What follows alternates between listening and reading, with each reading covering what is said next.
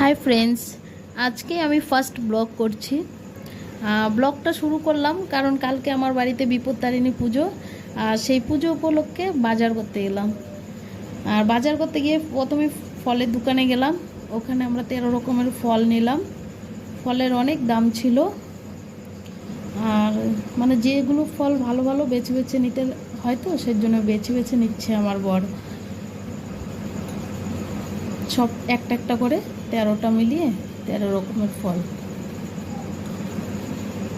13 রকমের ফল নেওয়ার পরে আমরা চলে আসলাম বাতাসা, তারপরে ঘি, মধু, মানে যা যা লাগে সেসব জিনিস নেওয়ার পরে সিঁদুর, আলতা, সিঁদুর, লাল সুতো আমি নিচ্ছি।